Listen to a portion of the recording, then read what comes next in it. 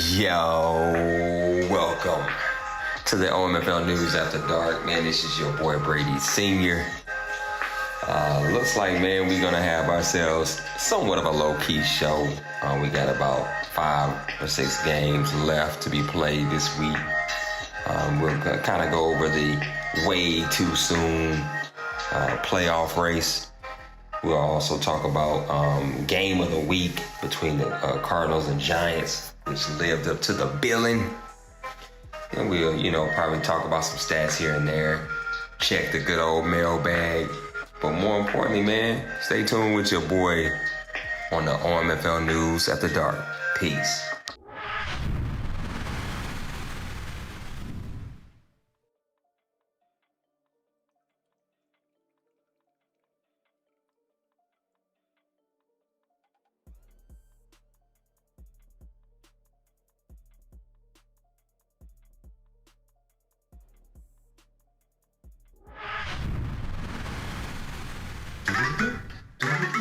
Yeah.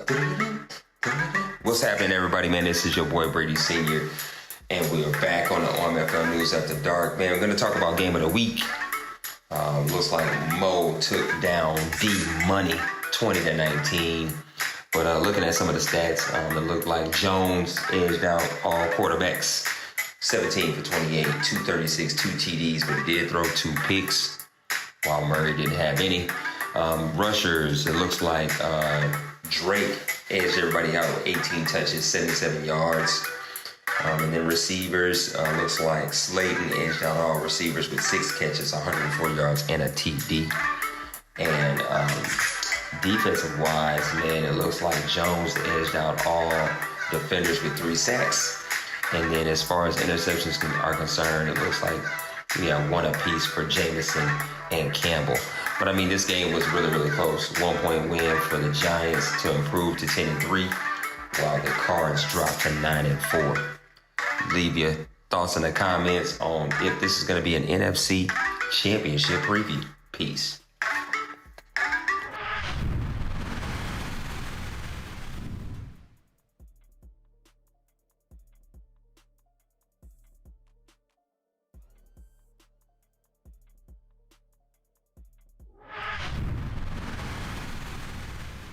Yo. Welcome back to the OMFL News After Dark, man. We're talking about the AFC playoff race, the too soon playoff race. And let's just go ahead and dive right in, man. We got the Ravens at 1. They pretty much are a lock for the 1 seed. And then, of course, you have the Titans at 2. Lost this week. It was a CPU, though. They lost this week to the Jags. Then you have the Chiefs are at 3. Jets at 4. Chargers at 5. The Patriots at 6. Broncos at 7. And then, of course, it looks like the Patriots and the Broncos both lost this week, so they will drop, giving room to the bubble teams. At 8, the Raiders will move up. At 9, the Jags will move up. Again, CPU game. And then CPU win. And then, of course, the Steelers are hovering, waiting on their game to be played. I believe it's tonight. If they lose, I'm almost certain it's see ya, Clyde. But if he can win, he kind of hangs on to possibly a slim chance of getting into the postseason. Let me know in the comments, man, what y'all think. But stay tuned, man, because we're going to talk about the NFC side next. Peace.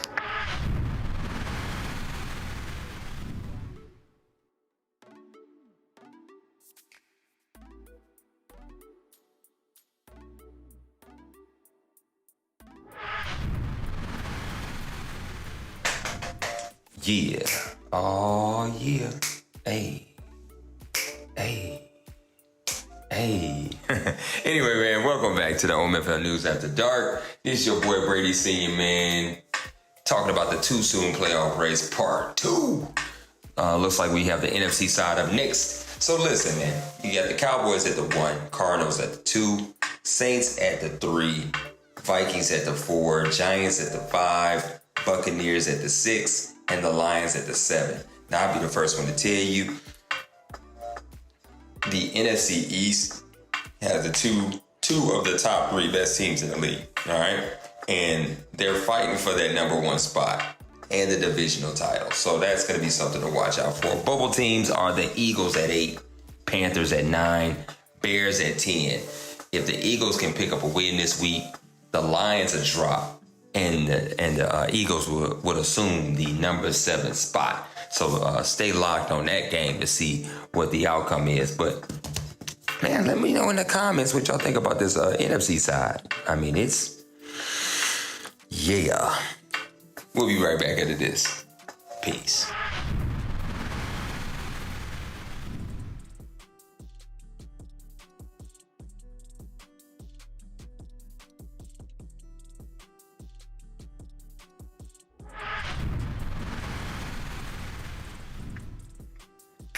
Hey, drop that beat one time. Hey, what you saying with it? Hey. Anyway, yo, what's up, y'all, man? If you made it this far into the broadcast, man, you just getting ready for the Press Pass Live and grown folk motherfucking Nate.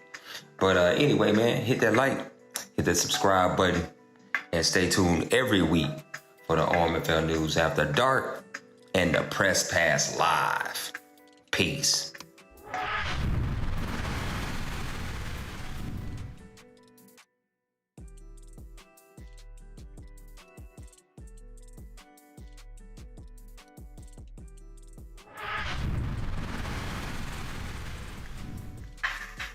Hey, we talking about them Chiefs. Hey,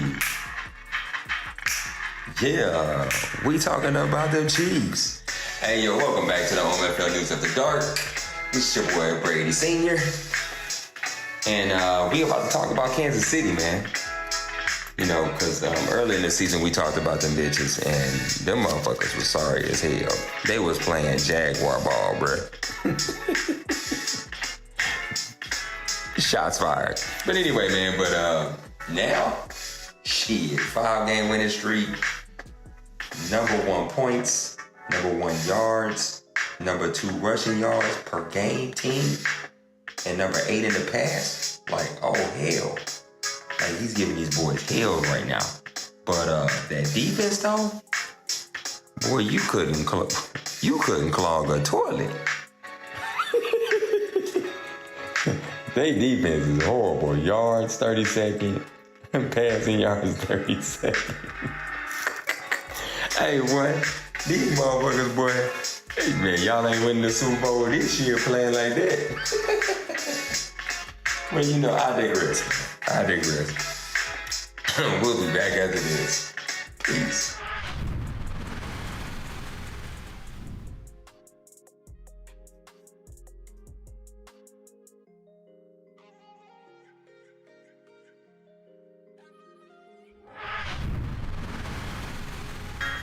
Hey, feeling these beats, Nate. Yeah. Hey, welcome back to the OMFL News After Dark, man. We're going to talk about the Philadelphia Eagles right now. Ran and operated by Lost Sniper from the Deuce. Decent player. You know, definitely plays within the FPR. So definitely a good owner that we acquired. But let's look at this real quick. His offense is not, his offensive, like for the team, is not really, that bad off. 13th in points, 14th in yards, 18th in pass, 12th in rushing. And then defense, I mean, he's got a top 10 defense across the board. 9th in points, 9th in rush yard defense, 10th in pass yard defense, and then 7th in the yards total. Coming on, right now he's on a 2-game win streak, it looks like. Beat the Seahawks last week and the Packers, I want to say that this week or last week. So the last 2 games, 2-game winning streak. And now he runs into grown folk Nate with the win in that game. I will tell you, he does acquire the 7th spot in the playoffs. So, I mean, hey, contender alert. Peace.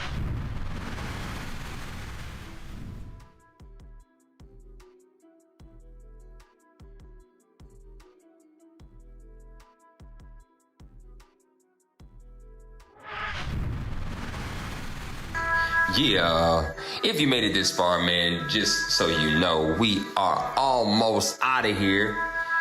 Make sure you hit that like, hit that subscribe, and stay tuned because Press Pass Live is just around the corner. Get ready. Grown Folk Nate. Peace.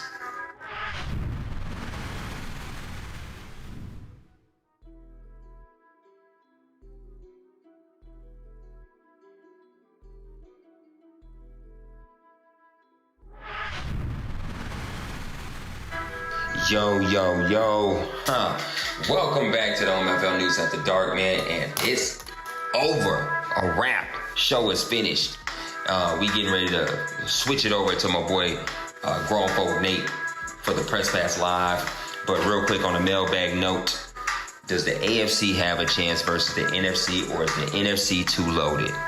Man, the NFC is too loaded, but if the Ravens, the Chargers, the Chiefs make it to the bowl, I think they have a better chance of competing. But if any team that's less than, 8 or 7 wins make it, unless they, play outside the FPR rules, I just don't see it happening. But I'm out of here, man. Thank you for tuning in to another week of OMFL News After Dark, man. I will see you motherfuckers next week. Peace.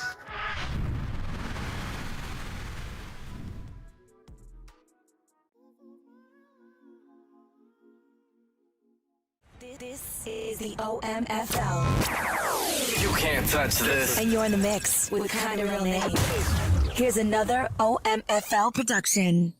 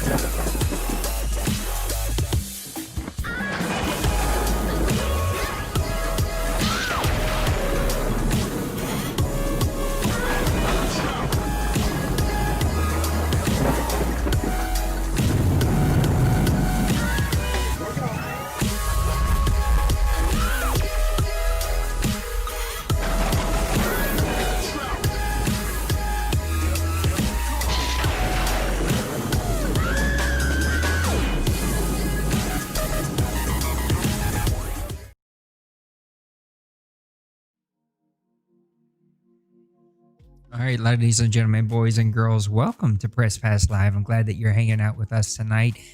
We got a lot to talk about, man. It's playoff time. I see that the chat has been fairly busy. It looked like some Ohio talk for some weird reason, but it's good to see people in the chat. It's good to see you guys on here. It seems like we've got a good Sunday night game going. So let's talk some OMFL playoffs. But before we do, let's get over here to, what happened here?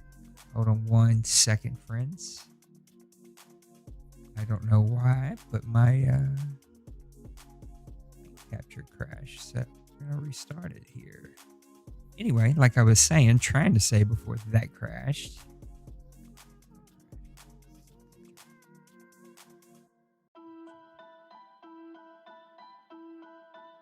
Oh, I know what it is. Okay, let me stop and just do what I was doing in the first place while we get this situated. Let me welcome in our buddy Rob, who decided to join me tonight. Rob, how you doing tonight, bud?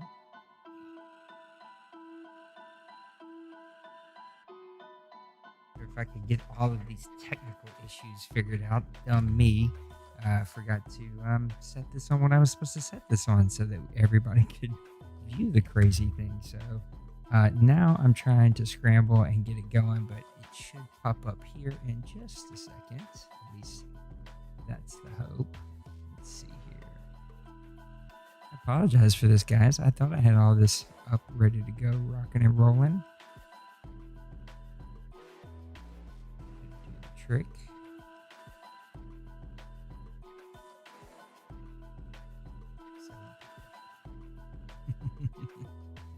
What is wrong with me tonight?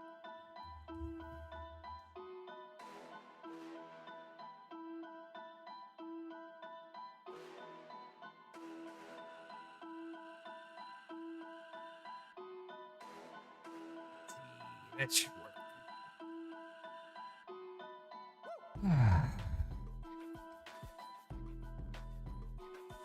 Message already held. Yeah, Courtney. Why am I calling him Courtney? I'm calling him Courtney because that's what it shows on my screen. But Brady, message wasn't all that bad, so I don't know what the deal is. If this doesn't work here in a second, I don't. You have to hit the reset button. I don't know what the deal is.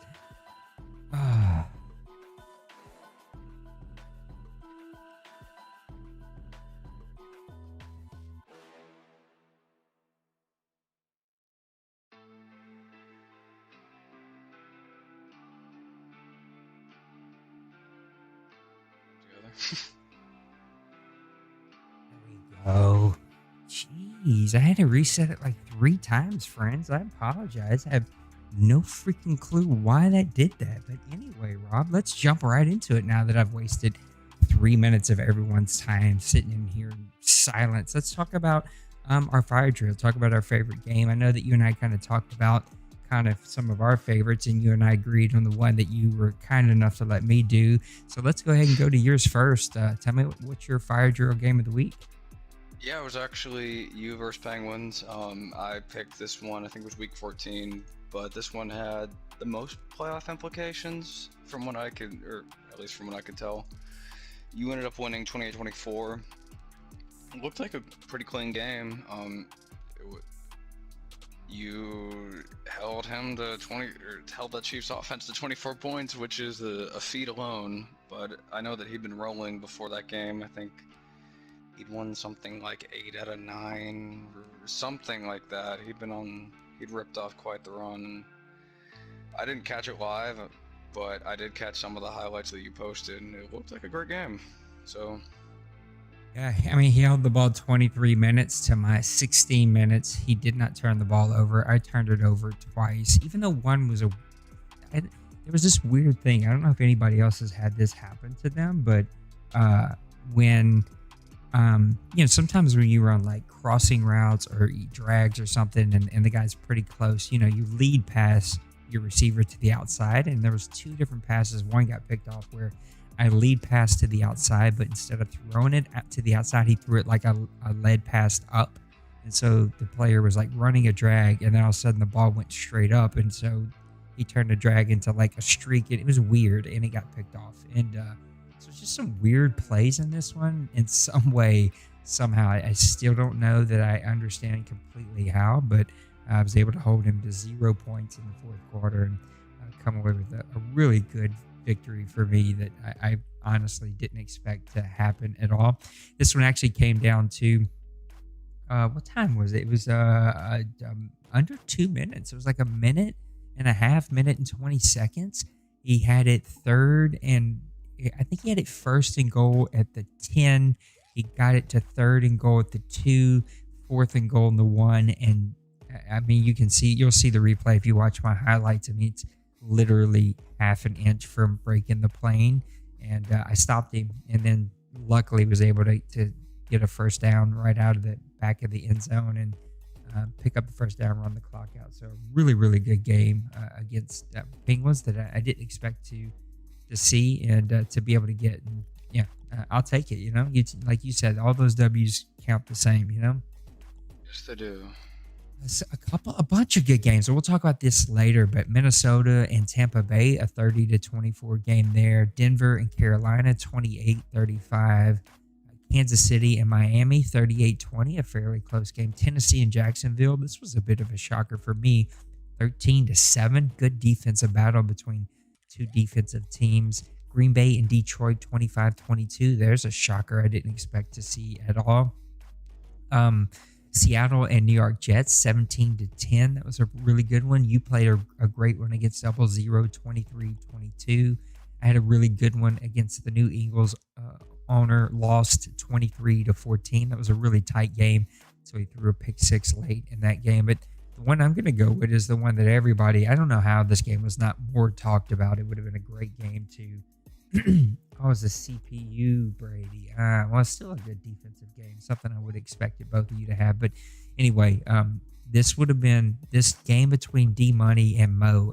This would have been a great game to have streamed and have some commentary on. I haven't been able to do one of those in a couple of seasons. It just would have been tons of fun to see this one. But this one comes to a 20-19 victory for the New York Giants. It looks like Arizona scored a touchdown late, but maybe went for the 2-point conversion and missed it as they scored 6. But the New York Giants come away with 10 in the fourth quarter to win this one. A lot of first downs in this one. Oh, D-Money can do that with his schedule, and it kind of fits sometimes. But 2 turnovers for the Giants, only 1 for the Cardinals. 7 third down conversions to only 4 from the Giants. 208 passing yards from the Giants, only 128 from the Cardinals. So both of those guys having some pretty low throwing numbers, but the rushing is that's what the Cardinals do, right? He does it really well. 163 rush yards.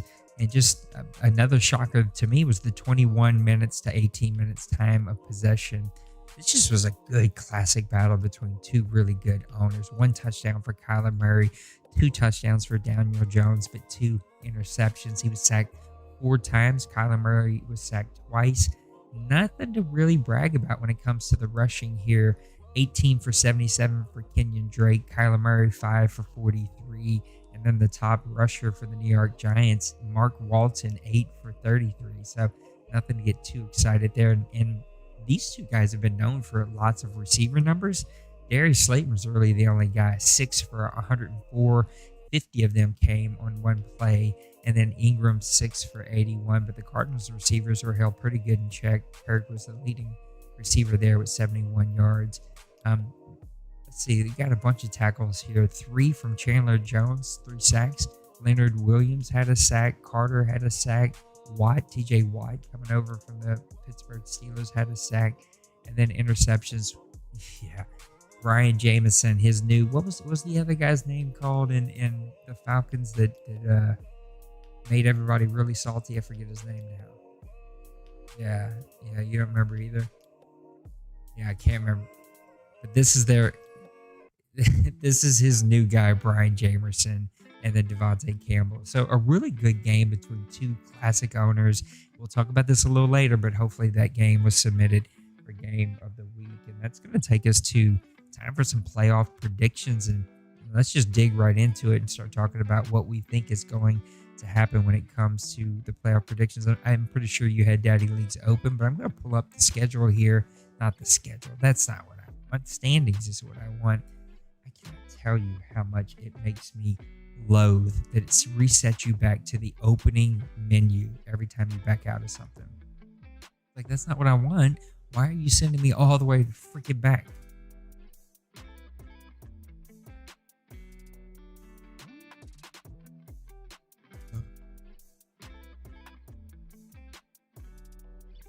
Drives me nuts. Let's talk about the AFC. Right now, the only team that's 100% in is your Baltimore Ravens. If you would have asked me this in Madden 20, I'd have laughed at you. I'd be like, there's no way. Like, that's never going to happen. But the Baltimore Ravens are your top team in the AFC at 11-2. Not because I don't think Nibbles is a great player. Just the AFC was so loaded with power. And man, that has shifted over the last 3 seasons, especially with a lot of teams moving.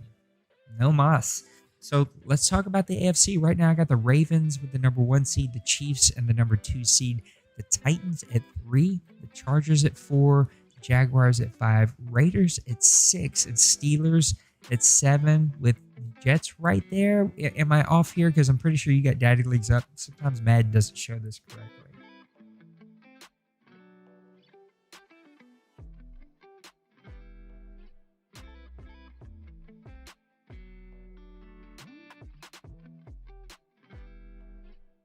Yeah, and with the Ravens getting that, I'm pretty sure they have the bye week already wrapped up. Is that what the Y stands for? Maybe not.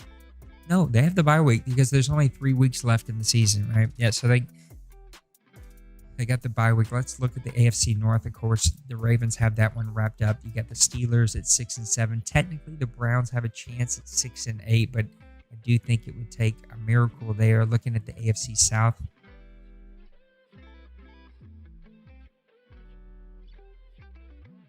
which is really, really crazy about, like, again, how the power has shifted, but with all these really good. Hold on one quick second. Do you have your voice on record? Give me a test mic.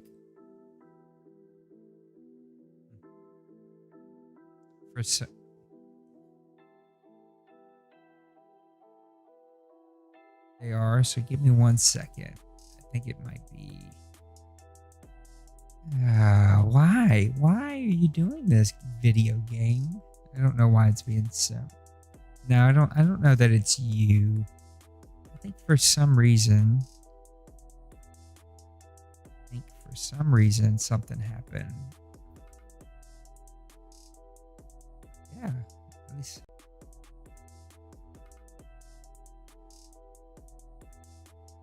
Let me just try to get a quick fix here.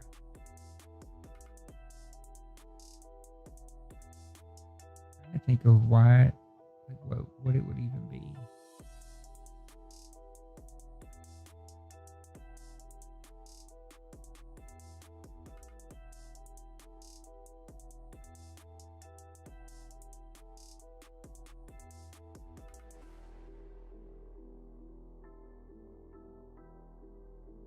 Yeah.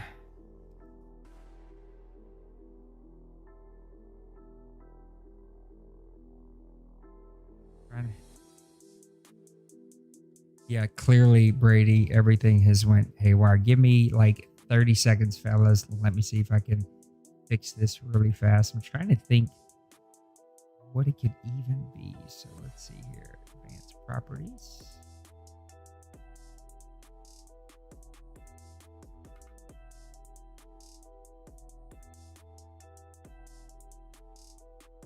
No, you should be good there.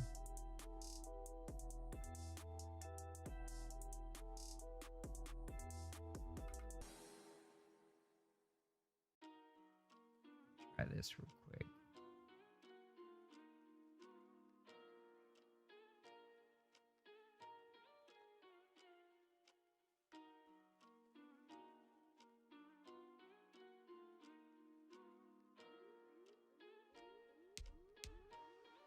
All right, now give me a test mic.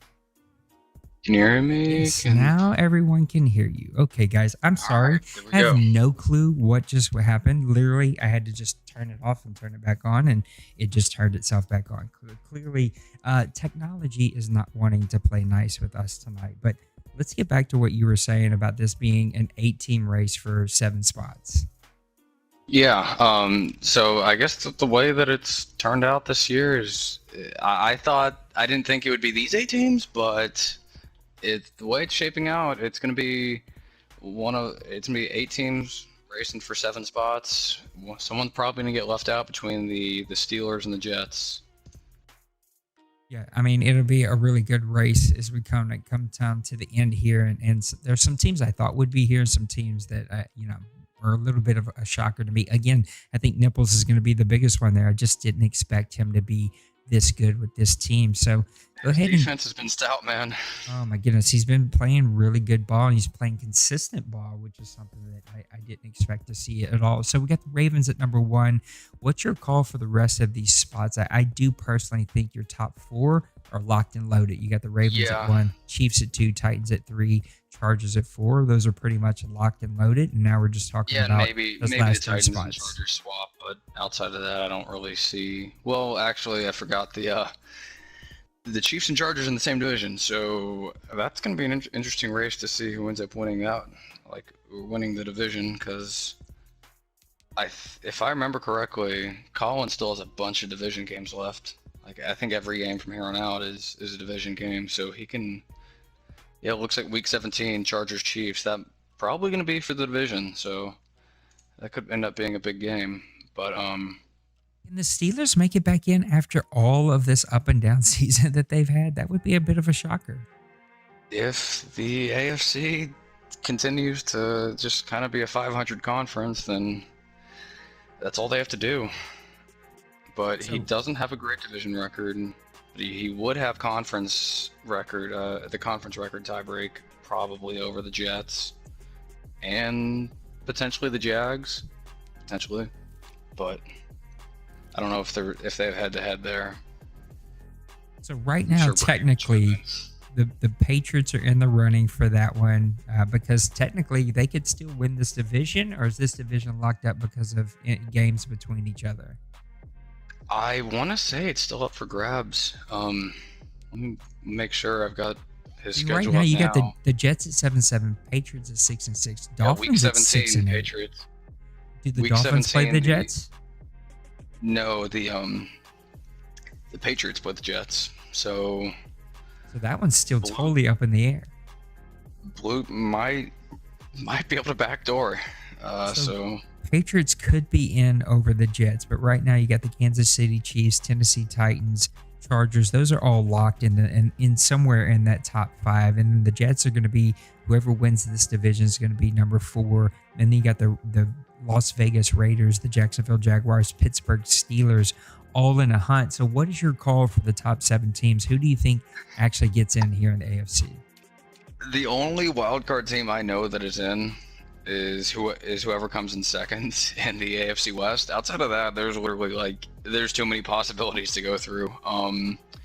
Just for the sake of simplicity, I'm just gonna go with the Raiders and Jaguars.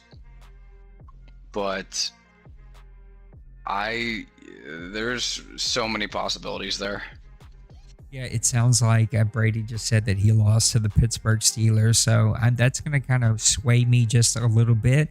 I'm going to go ahead and think that the Jets are going to win that game against Bloop. Bloop's a little hard on himself this year. I think he can't quite get the quarterback play figured out. And again, we talked about that.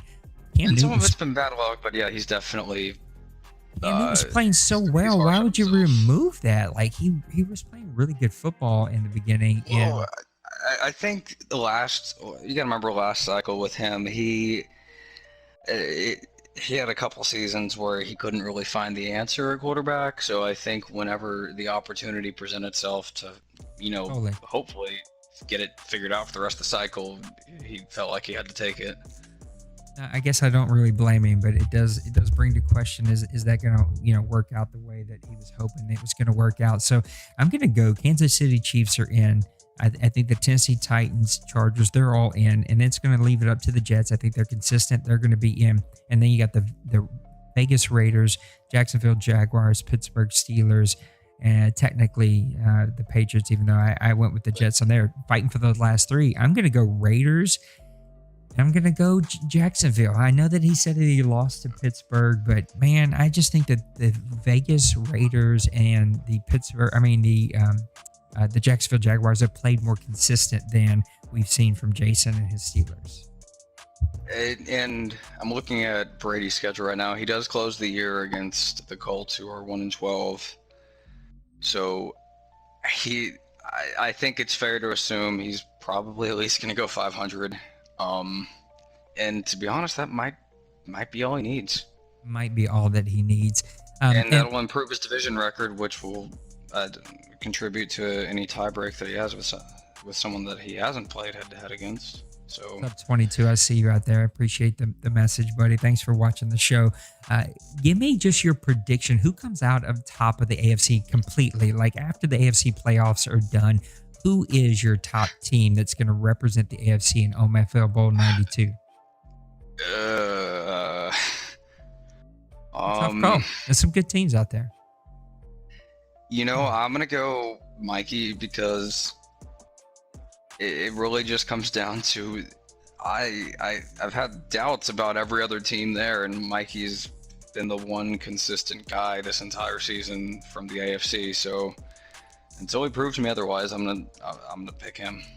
Yeah, it's a tough pick to pick against him. I mean, this team has won 7 straight, 234 points allowed on their teams, one of the top defenses, but also following up with a good offense, 349 for his team.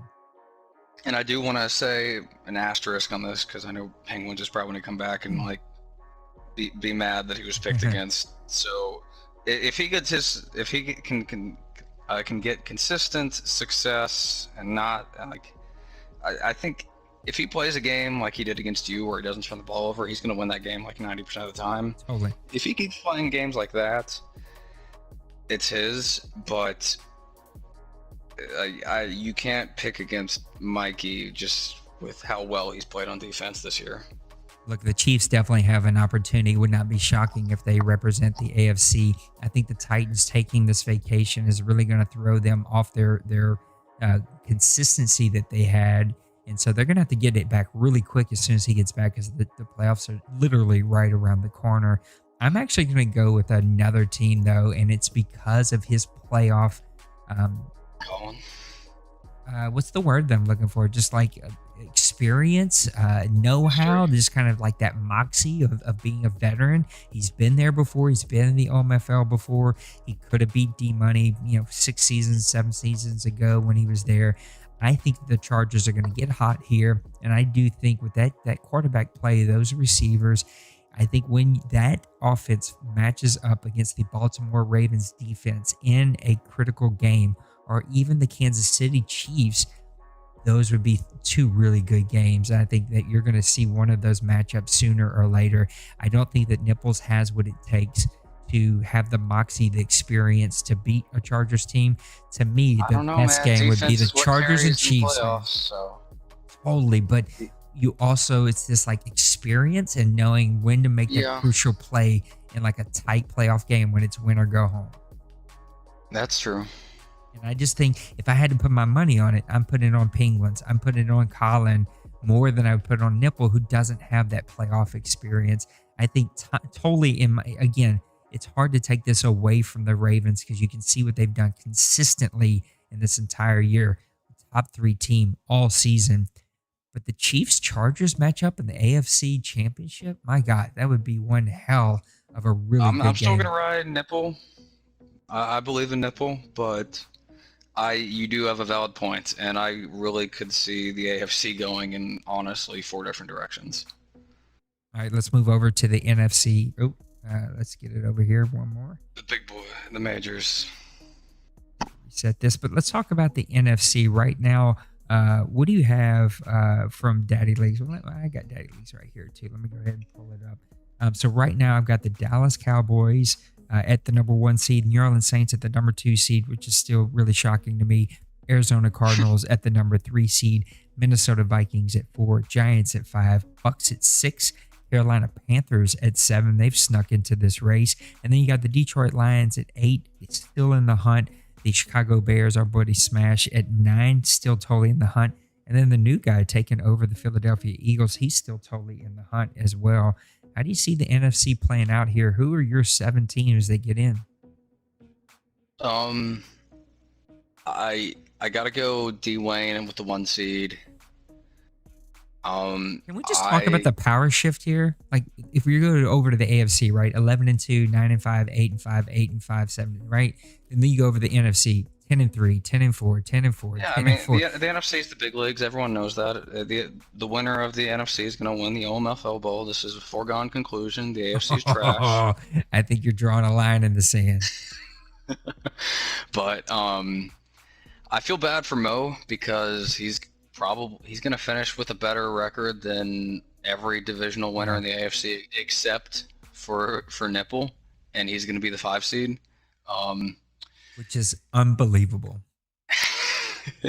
I actually hadn't thought about it that way until I just said it, yep. And that's insane. But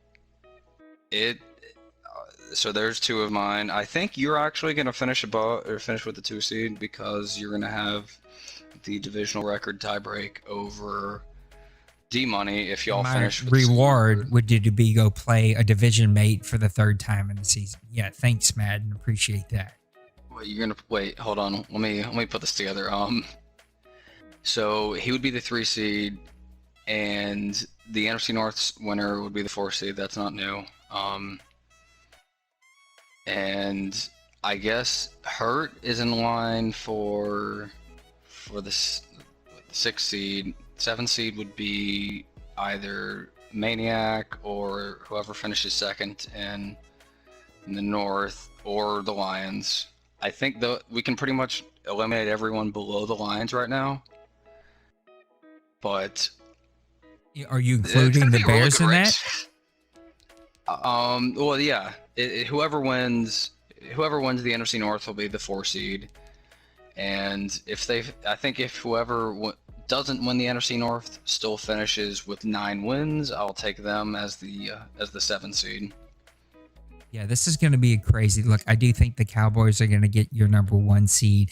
After that, it's still in the air. I think I still have to play the Panthers, so he could definitely upset me.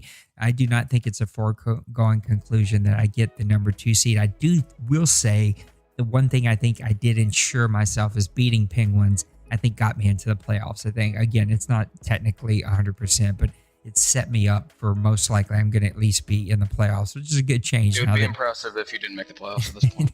Now that D Money is no longer around, that does make me a little bit happier. But and then you got the Cardinals there at the number 3 seed, which good luck to anybody that's got to play that team. That is a tough draw for a 3 Oh my God, seed. I think right now that would be the Tampa Bay Bucks, and then you got the Minnesota Vikings at 4. The Giants at 5. Good luck with that one. And then Bucks and Carolina with the Lions and Bears still having an opportunity. I actually think what we see is what we get. I think the Panthers had a really big win. I think it was either tonight or yesterday, something like that. That was a massive victory for his team. I think he's starting to gain some confidence with how things are going. Tampa Bay's been a little up and down here latter in the season, but I think what you see is what you get. Yeah, he's been Hurt can beat anyone in this league on any given day, but he's been crazy inconsistent. Like I saw I know him and Denbrew played a replay, but in the game that got disconnected, excuse my French, Hurt was kicking his ass. Yeah. It was like 42-14, and Denver. But this also just shows Hurt's inconsistency because Denbrew comes out in the replay and wins. It's like, you don't know what you're going to get any given day. I think when you look at the points he scored and the points he's allowed, it describes his team perfectly. 397 for, 368 against, like just real, like kind of a little bit on both sides of the fence there. Man, this is going to be a great playoff to watch, and hopefully I could commentate a couple of these. It'd be fun to even get Brady on here to help commentate, you or Penguins, any of those guys. It'd be really fun to come and get some commentary. But who is the team that comes out of the NFC for you? You got Mo, you got D Money, you got Denbrew. You can't bat an eye at Denbrew, and then of course you got Dwayne right there with his Cowboys. And who Dwayne represents is the ball? Definitely an asterisk at this point because he's been away. You don't know, like he's gonna. I mean, look, his team's on a 2-game losing streak. He's been gone. He may miss, I think, one more advance possibly, and so that's a lot of momentum you lose.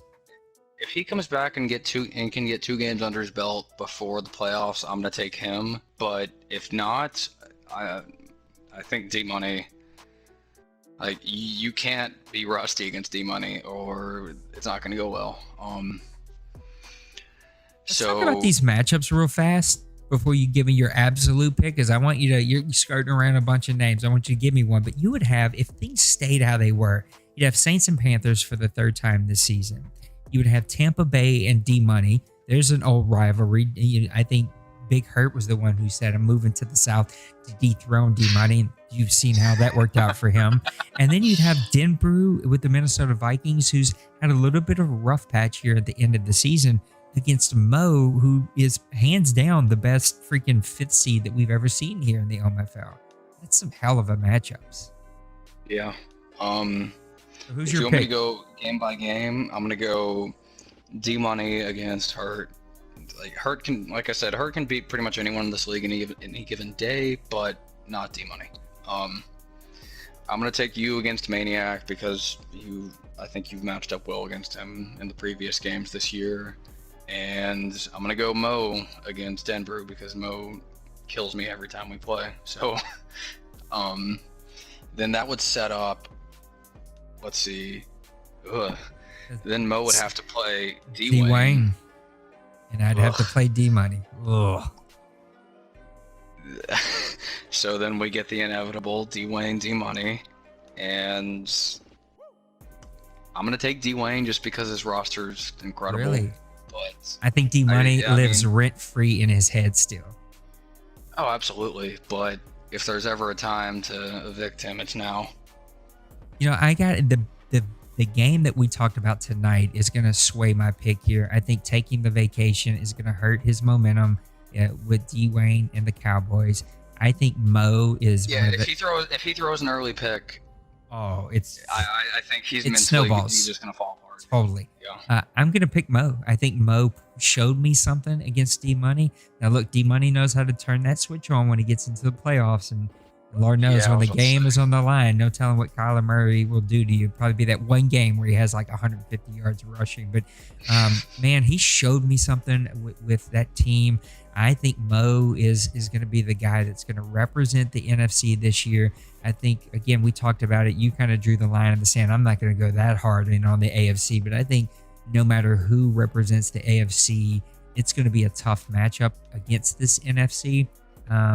I think Mo's going to be my guy.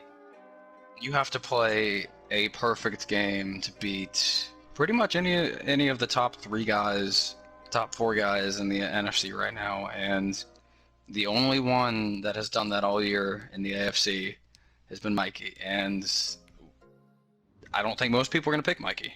I'm going to pick Mikey, but the line it ends here. Like it was a great run, but right here.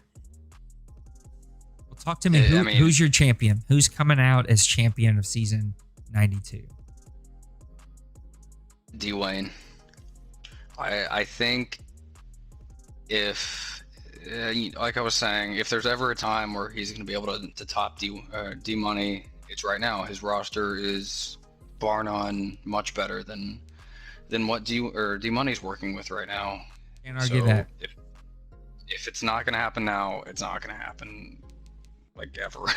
Yeah, I can't argue that at all. I do think Mo is my pick here. I think he's going to represent the NFC, and he's also going to win OMFL Bowl season 92. All right, we're going to move to our last subject before we go to the mailbag, and we do have some very interesting, to say the least, mailbag questions that we're going to talk about just here in a second. But I want to talk about these classic games. I think this has been the most underspoken about thing in the OMFL. Number one, here's what I love about some of this history that, look, for a long time, history was not my thing. I did content. I kept the league running for 20 years of doing this. Most of that 20 years, I think 16 or 17 of them I've ran it, of the 20 or something like that. I never was the stats guy. I never was the history guy. Now I've become it since we started the Grown Folks community, back in Madden, what would it be, 17 or 18, something like that. And so I have done a better job of keeping a lot of the stats. But one of the things I did do from early on was keeping a running history of OMFL classic games. And these are just games that tell a great story and are super awesome to watch and fun to look back on. I've always wanted to go back and do like ESPN does, where they do ESPN classic game and they replay the game. I just think that would be a cool stream to pull up one of these old games and, put new commentary over the top of them and just like rewatch them. I just think that would be, maybe that's something we do for Christmas, since Christmas a lot of people have. Why do y'all keep putting nipple money? I have to hit the freaking button every time you guys put nipple money. Stop doing the nipple thing. It's driving me insane. YouTube sees nipples and they don't want to hear nipples on the screen. So anyway, I'm gonna have to go back. This is a G-rated stream. I have to go back to the chat, except for whenever Brady talks. Type in safe word nipple and say nipple is allowed to be into the chat. Anyway, I maybe do that during Christmas. People have a lot of time off. I'll have some free time on my hands, and so I just think that would be a ton of fun to do. But mainly, it's just really cool that we have, I don't know, 4 or 5 years of history of games. I think there's like 10 pages of games on there. The last 4 seasons or so, people aren't submitting those games. You get incentive points for it, doing nothing. Literally, you just type in a code in the chat. It gives you the form. You tell me the score, the season, the week, and give me like a 2-sentence write-up of like, what's the history here? What's the story here? Like, what made this such a good game? And then I copy that and I give you incentive points and I put it in our OMFL Classic game. If you haven't checked out the Classic game thread, go look at it. It's freaking awesome. And I've taken you the scenic route to say, I think that's one of the most under talked about things this madness. We've had so many good games. I mean, I know that you're not going to want to talk about your team, but you've been in so many good games. Look, let's just go through the last 2 weeks here. Week 15, Seattle and Washington 37-31. Chicago, Minnesota 26-14. Jets and Rams 27-24. A game that will be submitted. Me and Penguins 28-24. Arizona and the Eagles 20-13. I think I was told this game ended on like the goal line on a 4th down stop of some sort. Miami, New England 21-17. Week 14, we had a 35-28 game, Carolina and Denver. We had a 24-30 game, Tampa Bay, Minnesota. The New York Giants and Arizona 20-19. We got Green Bay and Detroit 22-25. We got New York Jets and Seattle 10-17. Washington, San Francisco, second game in a row for you, 23-22. The New Orleans Saints and Eagles game, that could be a classic because that came down to like a very late play, 23-14. There's so many great games that we've just kind of seen time and time again. Me and Bill played in 2 instant classic. Both of them will be in that thread. Maniac, I'm telling you, I'm about to not say show on your stupid chats anymore. Anyway, there's just, he and I played into 2 instant classic games. Both went into overtime. One involved a missed field goal. One involved a 4th down stop. It just was, there's so many good games. Minnesota and Jacksonville, 28-21. Jets and Vegas, 26-20. Pittsburgh and Washington, that's 3 games in a row for you, 24-27. 31-24, Cincinnati and Miami. It's just... Yeah, I mean, say what you want about Madden 21, but I think it's been, from the perspective of the league as a whole, it's produced a lot of close games, and that's not something that we could have said at this point last year. The parity has been good for the league. Now, I know that we've had a little bit of a back and forth with the sliders. I personally think they're... And of course, you start scrolling through 42-0, and some of these games are weird though. That anytime you see like a number 2 over there, you know, that's going to be a weird game because restarts just seem to be super duper weird. But I do think that sliders have finally, I think they're in a pretty decent spot. I think we're getting the pass rush that we want to see. You know, we're getting some of the things that we want to see. The drops seem to be fixed. I think we're in a pretty decent spot. And I just hope that these games continue to get better. And I think the only way they stay really, really good, though, is FPR, right? Because, as always, it's human nature. The later we get in this game, guys know it works. They only do it works. They change their playbooks to only do it works. They avoid everything they know won't work. And then we just kind of get the same like rinse and repeat gameplay on both sides of the ball. And that kind of stinks. But if FPR stays where we hope it stays, then I think we're going to keep seeing some of these classic games. Were there any games that you played in that you are seen or watched that you're like, man, that's an instant classic game that needs to go in the vault? I need to like restructure my brain to like actively think about instant classic games, but you and Bill. Yeah, those 2 games were awesome. Didn't they go to OT? They did. Both this of them. last one? Both of them did. This last one went into OT. He stopped me. I punted. He drove the field. He got it to like the 25-yard line. I think I got a sack. Something crazy happened. I froze his kicker. He missed it. So he misses the chip shot field goal. I drive the field. He doesn't use his timeout to freeze my kicker, and I hit like a 54-yard game winner as time expires or something crazy like that. Yeah, I remember watching that, and that one would definitely, I think, qualify. But there's been, I think people are scared of oversubmitting, but if it's a great game, like that, it's a great game. Just go ahead and do it. Nope, I totally agree with you. And that's going to bring us to our last section. And our last section is always the mailbag. And this year, oh boy, this week, we've got some super interesting questions here. And so let's just go ahead and dive into it because I'm interested to hear kind of some of your outtakes as we go here too. So first one comes from our buddy Tim. He says, recently in the Deuce, boy, this is going to, Oh, we were firing right from the hip to get us going here.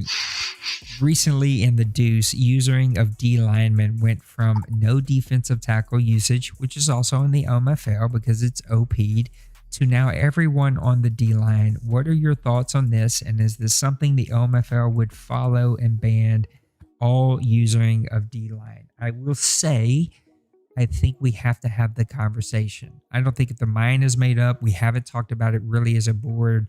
I think there'll be some, pretty fun conversations. There was a little conversation. Mini conversation.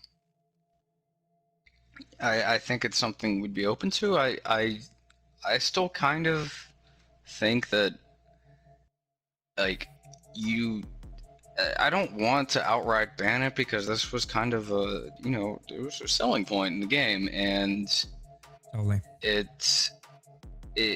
I think that with slider changes that have been discussed and will continue to be actively discussed, I think will help to keep that in line. I don't really think I don't think it's an issue that can't be solved, whether it's by sliders or I hope it doesn't come to rules, but I would rather not do that right now. But if things trend, if we're just at a point and that where it becomes painfully obvious that it needs to happen, then it needs to happen. It's just as simple as that. I will say from my point of view, it's not a sacks issue. It's not. Now I know in the deuce a little bit with Maniac, and Maniac, you're here in the.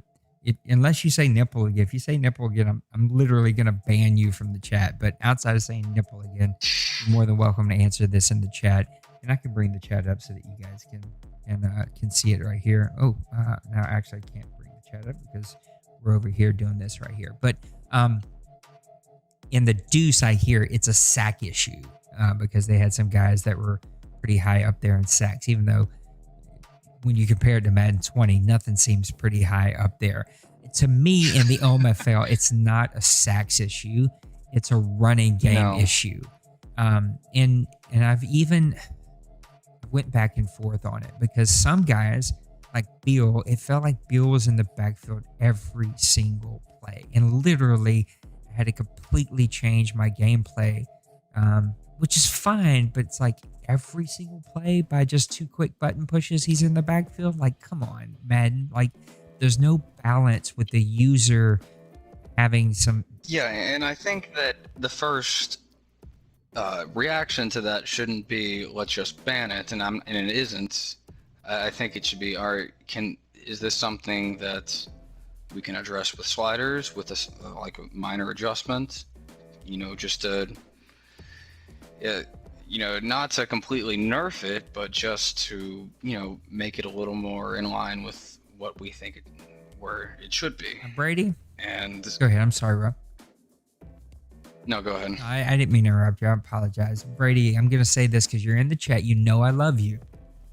You and I have had some, we've had some doozy of conversations over the 5-6 years you've been here, however long it's been. We went from, I used to hate Brady. Oh my God, I used to hate playing Brady so much, man. And he just, we would go at it. And then we figured each other out and we learned how to communicate, and then we're buddies. And then he started roaming, and we just could never get the whole Brady and roaming. Like, Brady's mind is like a cell phone that has no reception. He's constantly roaming in his head, and so when he plays Madden, he can't help himself but roam the field. Now, thank God, Madden 21 took that out of the game, and we don't have a problem. But here's what I'm saying. I had one of the most mind-numbing, take my head and smash it against a wall conversations with one of the most intelligent human beings that I know exists in this league, and that's Brady. Where literally he asked me this exact same question. It was just him and I said, we definitely have not made up our mind, but I do know that we have to at least have the conversation. We have to at least, like, let's just talk about it and talk about what we do or don't want to do here. And he literally in 2 sentences, Brady, I can't lie to you, I shared it with the board. It made me laugh so hard I had to share with the board. But literally in 1 sentence he says, we should not ban using defensive line because some people aren't good at other positions. And then the next line goes, we should force everybody to only use one player 4 times a game. I was like, but wait a second, doesn't that go against the other point that you made that people shouldn't be forced to not play a position they're not good at? But your idea everybody would have to play positions they're not. I was like, I literally was rubbing my temple. But here's the thing I think I am leaning to. Again, this is only if we address it as a real problem. I don't know yet. I know that when I play Beal, it is frustrating. If I played the Rams and he usered his, Donald or, some of these guys, like I could see where it becomes a problem. I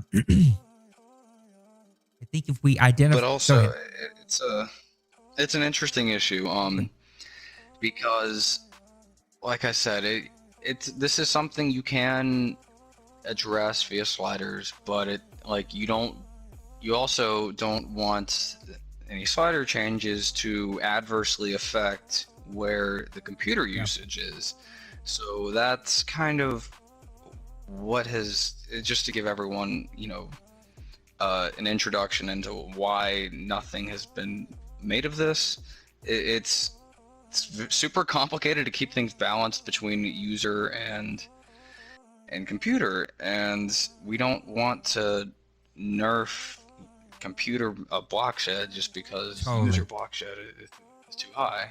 And because what you do is you stop the user, but anyone who doesn't use their defensive line, you've completely killed their pass rush. Doesn't get any penetration at all. Yeah. I love that you use the word penetration on a Rated G show. But anyway, what I am kind of thinking of is if as a could have asked owners to not abuse it. I guess Penguins. That's so vague though, Penguins. Are you talking about the deuce? Because we haven't done anything here. But B, if you are talking about the deuce, that's too vague. Like, I guess we can add it as like a caution thing. I don't know, but I don't know. Even then, it's like I was using D-line earlier today, and I couldn't stop the run at all. So yeah, I think for me, what I'm leaning towards is if we identify it as a problem. So everything I've done this past Madden is how can you, if you have to take something away, how can you give something back, right? Make it a give and take. And so my idea is, could you, if we, again, I'm spitballing, like we have a board, we have to talk about it. Anyway, I think that, I don't think that's the same Penguins, personally, because some guys are never going to leave the defensive line. And so you have to kind of put some hard numbers on things that are overpowered. I don't think that posts are overpowered. I think they shouldn't be abused. You shouldn't see 10 of them a game, but I don't know that those. I get what you're saying, Penguins, loud and clear, but I don't know if they can. Anyway, let me finish my original thought. I keep reading the chat, and I gotta stop reading the chat. I'll let you read the chat, and you can tell me if there's anything good in there, because I just seen Maniac wrote like a 5-paragraph post or something. But could we give back user defensive tackle? But the takeaway is you can only user defensive line, 8 times a game or 6 times a game or 10 times a game. I don't know. I'm just totally spitballing here, right? Like, could we bring a limit to where there's some strategy? User D-line, you can't switch. Like, if you're a user D-line, like, you can't there's switch still off. The issue with that, though, is there's still no, Yeah, it was just an alternative. There's no drawback, right? Like, if I use your defensive line, I'm going to get better pressure. I'm going to mess up the run game. Who cares if once he gets past me, right? And so, yeah, I hear you. I don't. Anyway, we're not trying to solve world hunger right here. I think we're going to have the conversation. Sometimes I feel like I don't know that we're going to make a decision one way or the other. So in my head, nothing's going to change. But B, look. I seen the backlash that Maniac's having to deal with, and I can tell you right now, I don't have that in me to deal with. At 41, I can't. I think that would be the end of the OMFL for me. So, dude, I'm 26 and I couldn't do it. I think what we will do is, if we decide, this is a problem, let's look at some solutions. We may try to get creative of like, okay, we'll give you guys back user defensive tackle, but you can only play the D-line 10 times a game. Or actually, it's not D-line. I think it was Brady or Smash. One of those guys gave me a perfect idea. It's hand in the ground. Anybody with their hand in the ground. So if you're going to play somebody with their hand in the ground, you only get it 10 times a game. So now you got to be strategic about when you're going to use it, how you're going to use it, where you're going to use it, that kind of thing. All right, let's move on to go ahead. Yeah, but you know that we're gonna get some sort of like, oh well, I miscounted and I actually ended up with 12, Totally. and there ended up being a fourth down stop, and that ended up swaying the game. It's like I hear you loud and clear, and you're right. That's why I'm hesitant about like putting numbers on. And I know it's not the same. We do the same thing for running back. I know it's not the same just because you can see those numbers way easier. Like you don't get to see how many times you use your defensive line, but and even then, that's not like a strict number. That's just a percentage that you can actively be mindful of. Like, hey, if I'm giving three carries to my RB1, I need to give one to my RB2. Yep. No, totally. And again, I there's just a spitball idea of like, how do you not ban it, but still move it to a way where there's some strategy behind it? Because again, it's not that I want to take away people, like you said, enjoying a feature in the game that they added, but I think it lacks strategy. I think it lacks any type of like real skill. And so how do you move the rules around to add FPR? And that's just to keep things going. And Maniac said sorry for hijacking the show with us, but no, like Him put the question, not Maniac.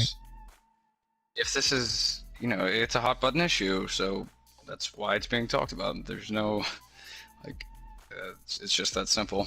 Yep, totally. And I see that there's some great conversation, but I can't now. If I read that chat, I can't stay focused. So anyway, let's go to Bill's question. He says the Buffalo Bills currently have the number 5 overall defense, 294.5 yards per game in the OMFL. Number 1 in pass, 157, but number 32 in the run defense at 137.5. Any tips to help shore up the run defense in Buffalo? Here's an idea before you say something.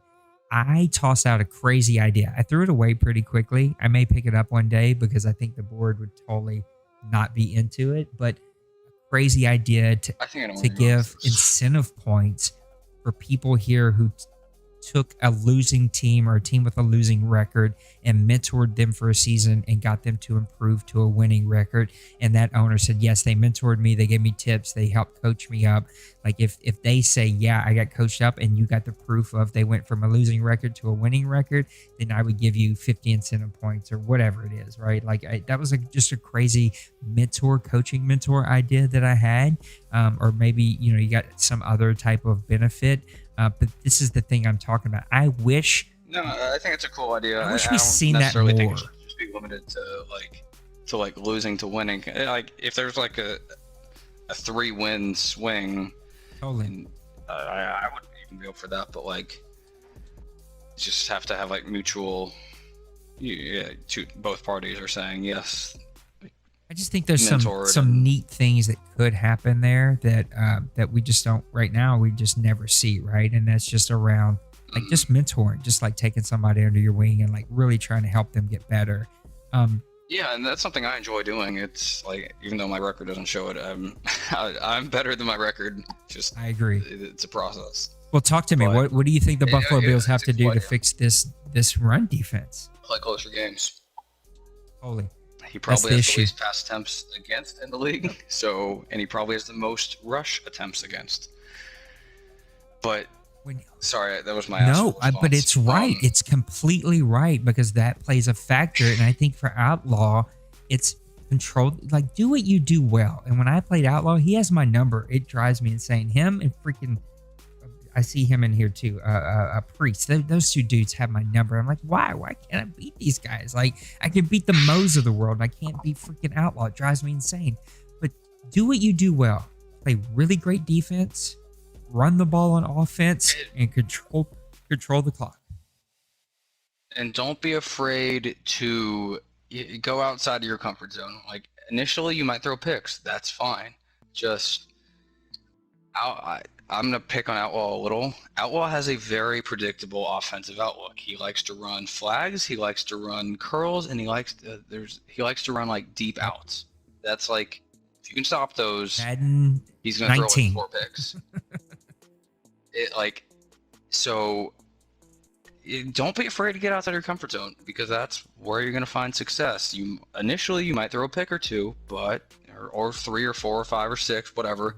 But as long as you're getting the hang of making the right reads and being able to add another weapon to your offensive playbook is huge. And whenever Outlaw is able to do that, he's going to start winning games again. And it's really just that simple. All right, it's good to see. But whenever you can kind of pigeonhole him, whenever you can pigeonhole anyone in this league, that's the bad things are going to happen. Completely agree with you. It's good to see so many people in chat. We're going to put a bow on the show with this last 2 questions. Maniac, you got some splaining to do on this last one. But number 1, he said, what 3 teams are hot and cold coming down to the final stretch leading into the playoffs? I think that's a really, really good question.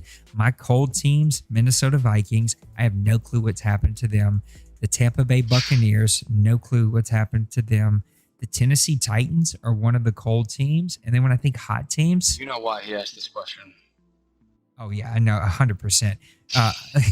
He loves it when Maniac loves him some Maniac. Now, I'm not going to lie. Maniac likes the spotlight. He's never going to avoid the spotlight. Maniac is his own biggest fan. But, wait. What are you doing, Nate? Don't do that. But sorry, just to close on the last question, Colin brought up a good point. I think that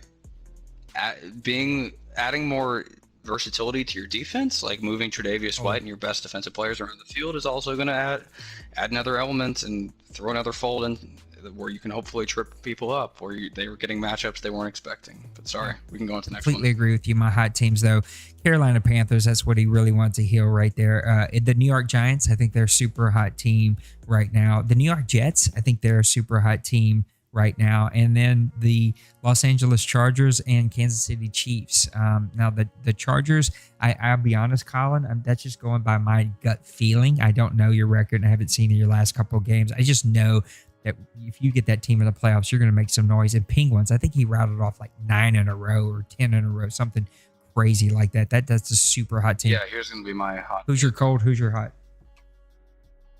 Hot is a Maniac. He asked this question for a reason. But also Penguins, before he ran into you, like I said earlier, I think he won like 8 of 9 or something. Mm-hmm. Either way, he was white hot. You too, even though you haven't like blown anyone out, you've won a lot of close games against some really good teams that have ultimately put you in the position that you're in now.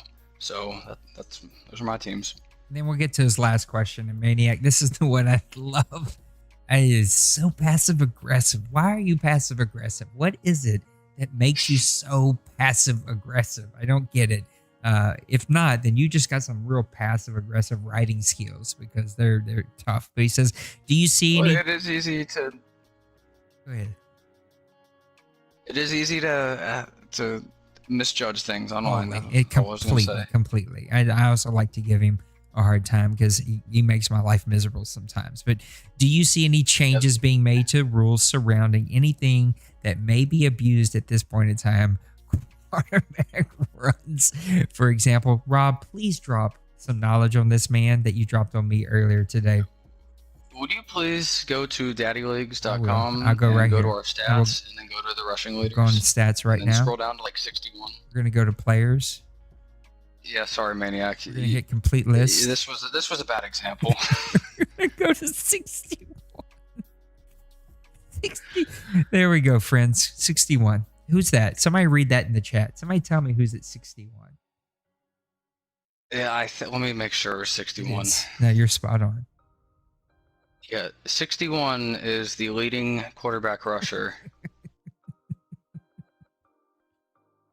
Oh, Maniac! I wish I knew more. And what you were also, he talking probably about. has like 5 fumbles. Yeah, I don't see it. Lamar Jackson, I think, is at 4 fumbles. 68. Dak Prescott is at 70. Jalen, no, I don't see him. I thought Hurt. I thought I seen Hurt, but I don't see him up here. So, yeah, I don't know what you're talking about at all, Maniac. Are we changing anything? Look, I think we'll always be open to changes. That's why we have an owner submitted form every single year that people can submit changes that they want to see. I think we'll definitely look at using defensive line. Do we make any changes? Do we not? Is there something there that would, again, add some, again, even if we, I don't want to keep going back to this because I feel like I'm beating a dead horse, but even if we say that, look, using defensive ends is an issue, but not a big enough to issue to take care, like to do something about, like, let's not, put in some terrible rule that's going to, let's not do anything at the moment, but it's something I am open to saying, okay, we know that defensive end's an issue. We know that defensive tackle was such an issue. We had to take it away. Can we give it back, but also take away something from the end, right? Like, is there a percentage there? Is there a number of plays there? Is there something that we could do there that would add it back? I think it's going to be a creative conversation that we can definitely have as a group. Overall, though, I think this game plays really good, and so I can't think of anything off the top of my head that I'm like, ooh, we're definitely going to have to change that when we get to the offseason. I tend to agree. I'm hesitant to add rules where maybe it's an issue for a couple games, but it's important to keep the big picture in mind. Like, let's not overreact over maybe someone gets burned for a couple games. Like, things are going to happen, but it's going to level out. Let's not overreact something that shouldn't be made an issue. Nope, completely agree. All right, put a bow on the show. Give me some closing thoughts here as we get to the end of season 92. I wasn't planning on this, but okay, FPR. While we have percentage requirements, it is important. It sounds so salty. It is important that you look at these and you actually have situational variety. On first down, let's call man and zone. Let's not just call man. And then on second down, let's call man and zone too, and then not just zone. Like, without saying any mix it up in names, different situations. give some specifics of what you've seen recently that you and I've had to talk about. So there was a game where, in the end, his percentages looked fine.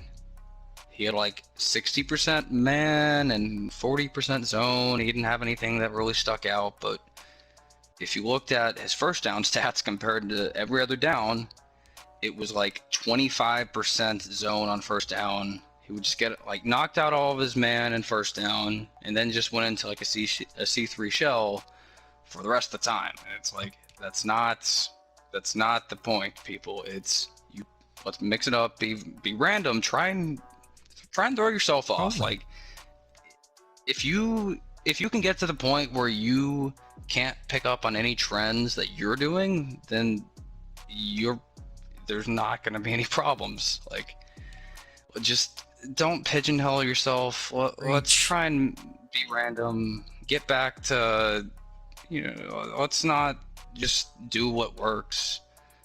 Like, don't. Come on, everyone knows where they're supposed to be. Just get back to that. Yeah, look, it's no fun having conversations that we're having to have. I had a game recently where it felt the same thing. Look, I played this game long enough where more often than not, you can tell in the game, like, something, like, we're leaning on this a little too much. And so I ended up rewatching this game myself and writing down some percentages. It was exactly the same thing. Like, the end numbers were not that bad, but the issue not representative of how the game flow went, totally, because all of the issue that I had came super early in bundles and super late in bundles. And though in the middle was fine, it was those big bundles where literally the same play was ran 4 times in a row, 6 times in a row, 5 times in a row. Yeah, in the game that I was referencing, there was, like I said, basically every first down call was C1 or C2 man, and then in the fourth quarter, he had 10 defensive calls, and 7 of them were C3, and two of them were C2 zone, and the other was a 0 blitz. Like, come on. Do we even need to have this conversation? Like, this is obviously... Even when it comes to blitzes, right? Again, I played a game recently where the blitzes were a little out of hand. Every blitz was a zone blitz. And it's like, okay, like, mix it up. Like, if you're going to blitz me, that's fine. Put in a man blitz, change your blitzes up. I hate. Go with the C2 blitz, and maybe you like it's just if you can ever get to the point where you are intentionally being random, I promise you, you will never find yourself in the crosshairs of the FPR. And if you play cover 2 man on first down, second down cover 2 zone blitz, third down cover 2, like that's still an FPR break. Like you're not mixing it up. And I think that's what we see is people know they need to hit those man requirements, and so they'll get those on the early downs, and then boy, let's get to a third down zone call. Now look, if the whole game you get the guy in 3rd and 20, congrats to you, and you play. Yeah, that's totally fine. Different. Like, but even then, again, I'm not saying that this is right or wrong. It's just how I think. There are some 3rd and longs, 2nd and longs. I'm still going to come out man. Just to mix it up, just like I need to play man zone. I need to give him a different look here, And also, whenever you're in those situations and you've done something basically the entire game, the opponent is gonna start scheming around that. Totally. Like it might work the first couple times, but if every third down you're coming out in the C3 sky, you're gonna get burned. It's like maybe it doesn't happen that game, maybe, but I mean, it's just being a smart player. Like, intentionally be random, and you'll continually put your opponents in situations where they're having them actively make like reads and responses that they weren't expecting. I think we're going to put a bow on the show here. Just some really fun games that are coming up these last 2 weeks. I think this is going to be like a 2-hour show because of my crash and everything crazy that went on. You got the Saints and the Vikings. That's going to be a great one in week 17. You got the Steelers. This should be an easy game against the Colts, but like he has no room for hiccups. Falcons and Chiefs, that should be a really, really good one. Buccaneers and Lions should be a really good one. Broncos and Chargers should be a really great one. Dolphins and Jets. Dolphins could play spoiler. Browns and Jets. Browns have started winning these last couple of weeks. They could play spoiler. Giants and Ravens. This could be OMFL 92 preview of what that bowl game is going to look like. You got Bears and Jaguars. That should be a really good one. Eagles and Cowboys. The new guy lost it. Hopefully Dwayne is back. That he could make that a really good close game. And then Bills and Patriots. Again, we just talked about the Bills, but if the Patriots are going to win, they got to win this game pretty handedly. And then week 17, really quick. You've got Saints and Panthers. That's going to be a really good one. You got Titans and Texans. This should be a pretty decent game. Ravens and Bengals. Little Koch has had a pretty tough season here, but Ravens, are they resting people by then, right? What are they doing as they get ready for the playoffs? Steelers and Browns, that should be a really, really good one. Vikings and Lions, that should be a really good one.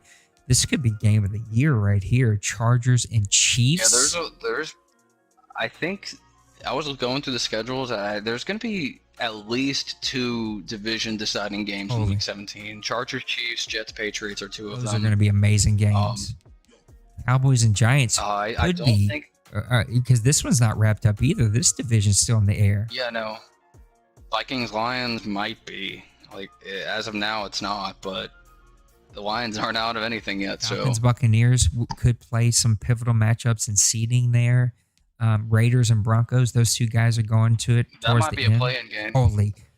This should be some really good games here. So thank you, Rob, for hanging out with me, buddy. It's good to have another voice on here. Thank you, Brady, again for all of the OMFL news. Maniac, I'm waiting for another episode of our boy Bono. So it's time to bring Mr. Bono back. Yeah, this is a good show. I'm sorry for all the technical difficulties. I don't know why we had so many technical difficulties, but we fought through them. We got through them.